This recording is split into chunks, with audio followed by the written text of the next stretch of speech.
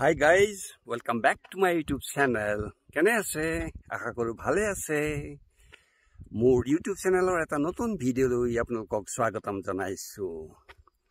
বৰ্তমান মই জিৰো চহৰৰ ওচৰত থকা সিদ্ধেশ্বৰনাথ শিৱলিংগত আছোহি।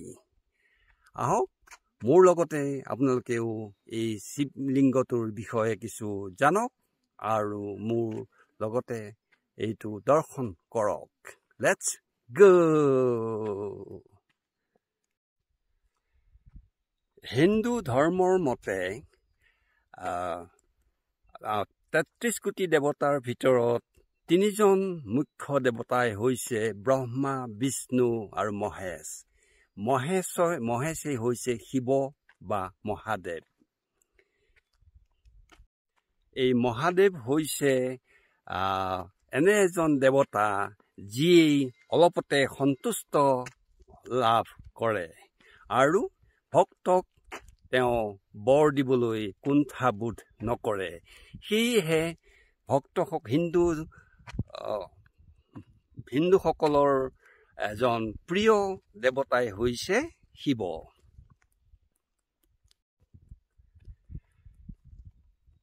শিৱক পূজা কৰিবলৈ সাধাৰণতে শিৱলিংগ ওচৰলৈ যোৱা যায় আৰু সেই শিৱলিংগতেই মানুহে পূজা পাৰ্বণ কৰি শিৱক আৰাধনা কৰে।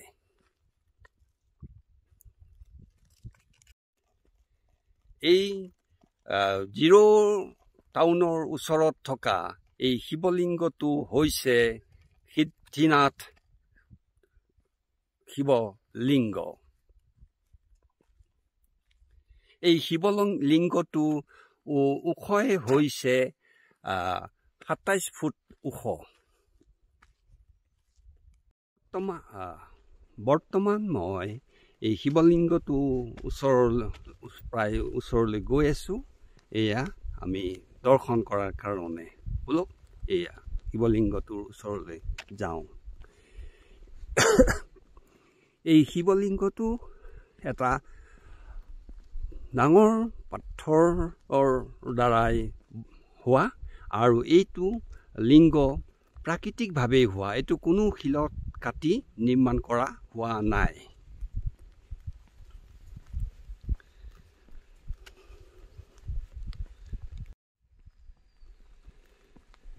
মহাদেৱ বা শিৱ হৈছে এনে এজন দেৱতা যিয়ে অলপতে সন্তুষ্ট হয়।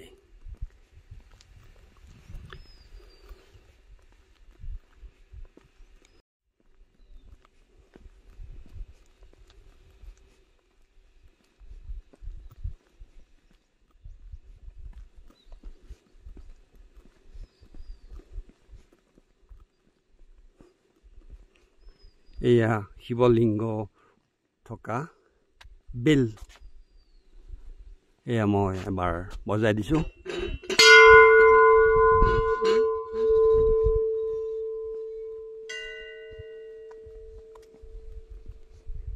এই লিংগটো আছে কাৰ্ডু নামৰ ঠাইখনত, জিৰো চহৰৰ কাৰ্ডু নামৰ ঠাইখনত।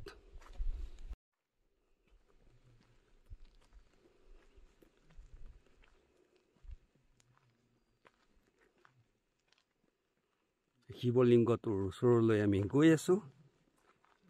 সম্পূৰ্ণ প্ৰাকৃতিক এটা শিল। এইটো কোনো ধৰণৰ শিলত কটা শিৱলিংগ নহয়।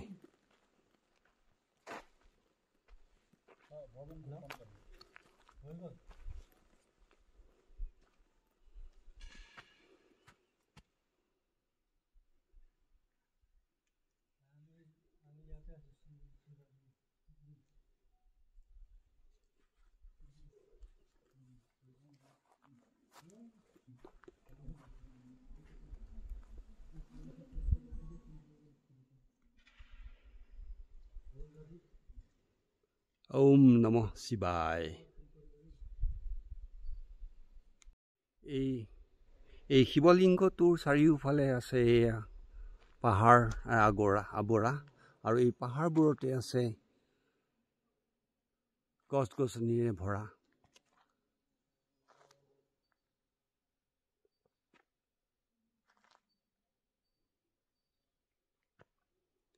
সুন্দৰ প্ৰাকৃতিক পৰিৱেশৰ মাজত এই শিৱলিংগটো অৱস্থিতি।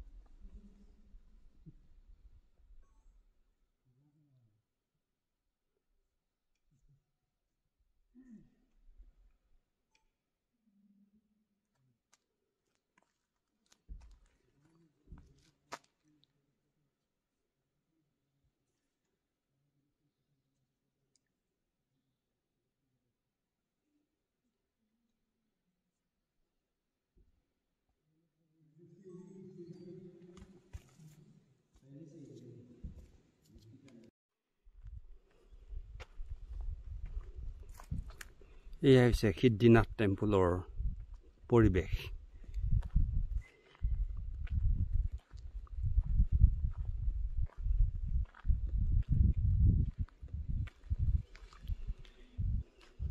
এই শিৱলিংগতে আহি ভক্তসকলে নিজৰ মনোবাঞ্ছা পূৰ্ণ কৰিবলৈ আশীষ বিচাৰে।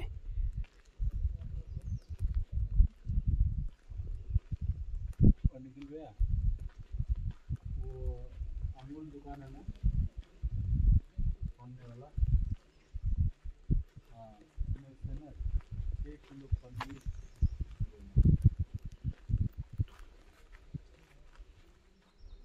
हाँ पता